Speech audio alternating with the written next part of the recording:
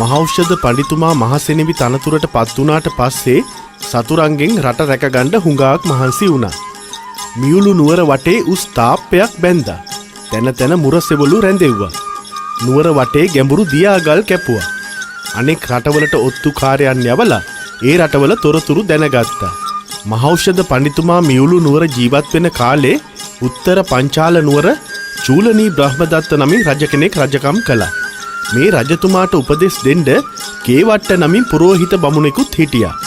දවසක් මේ කේවට්ට බමුණට හරි අපූරු කල්පනාවක් ආවා. මට මේ හැම සැප සම්පතක්ම ලැබිලා තියෙන්නේ චූලනී බ්‍රහ්මදත්ත රජතුමා හින්දා.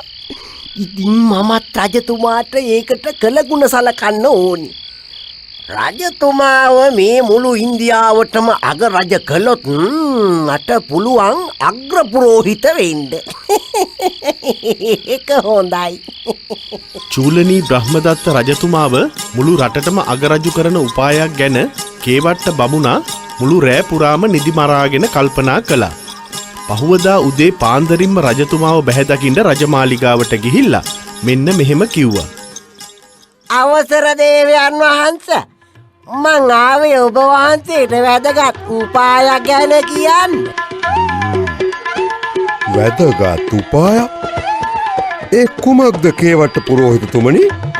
දේවයන් වහන්සේ, මට පුළුවනි ඔබ වහන්සේව මේ මුළු ඉන්දියාවටම අගරජු කරන්න. දේවයන් වහන්සේ, මං ඊයේ මුළු රෑම නිදි මරාගෙන ඒකට හොඳ උපායක් හැදුවා.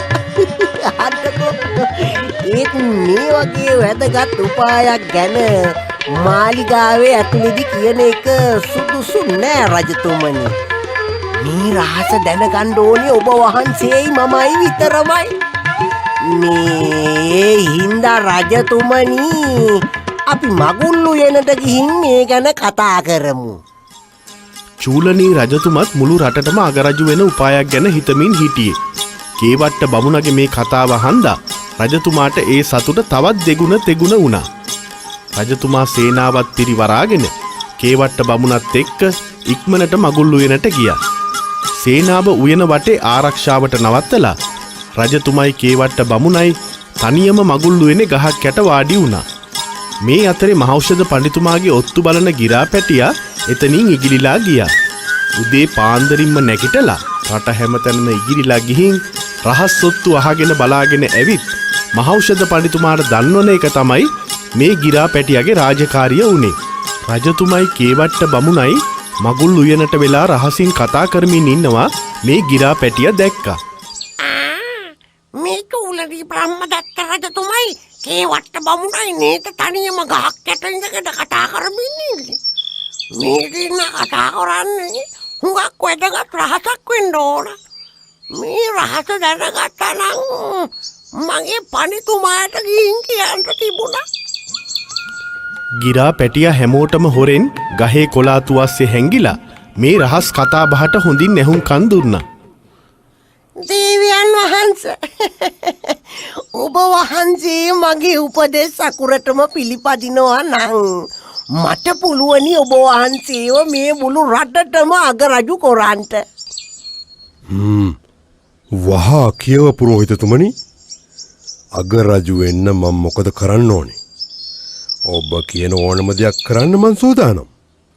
දේවයන් වහන්සේ, අපි මුලින්ම අපේ යුද සේනාව අරන් ගිහින් ළඟම තියෙන පුංචි රටක් අල්ල ගන්නවා.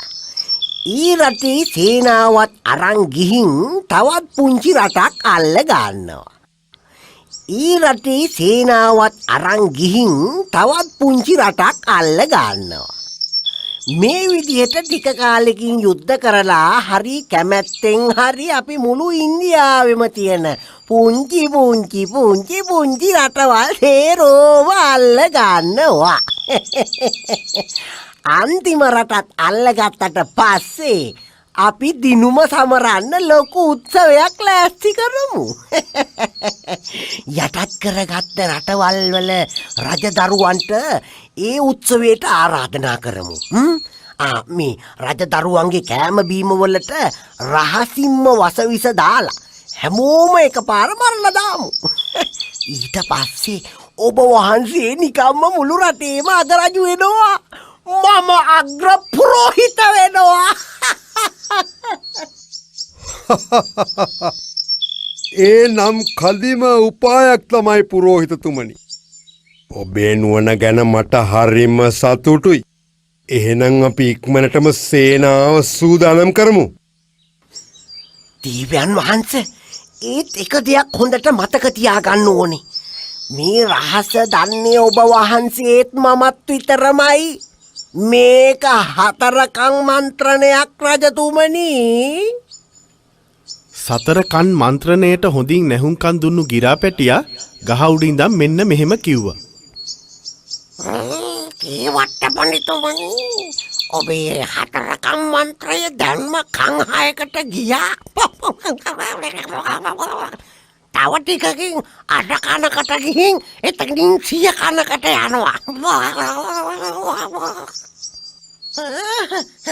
රාජපුරුෂයනි, මේ ගිරව වහා අල්ලාගනු. උඩ බැලුව කේවට්ට බමුණගේ ඔළුවට අසූචි පිටක් දාපු ගිරාපැටියා උළඟ තරම් වේගයෙන් නිගිලිලා ආපහු මියුළු නුවරට ගියා.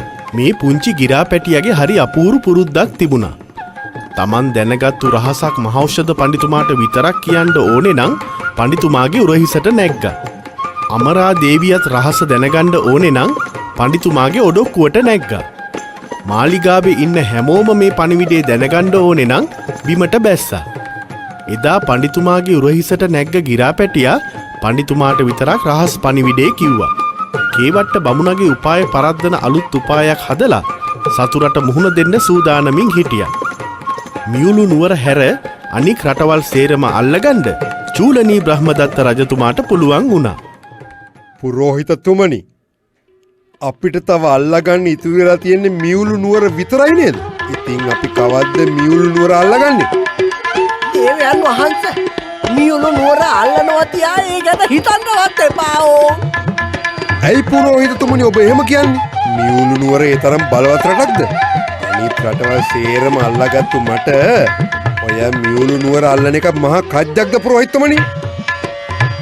දේවයන් වහන්සේ, මියුළු නුවර වේදේහ රජතුමාගේ සෙන්පති මහෝෂධ පඬිතුමා හරිම නුවණක්කාරයි. උපායශීලී. මහෝෂධ පඬිතුමා ඉන්නකන් මියුළු නුවර අල්ලන එක අපි හිතන තරම් ලේසි නෑ. ඒ රට අල්ලන්න ගියොත් අපි පරාද වෙනවා ආයෙ ටැක්කට. මියුළු නුවර අල්ලන්න නැතුව කොහොමද අපි ජයපැන් බොන්නේ? දේවයන් වහන්සේ, මියුළු නුවර හුඟක් පුංචි රටක්.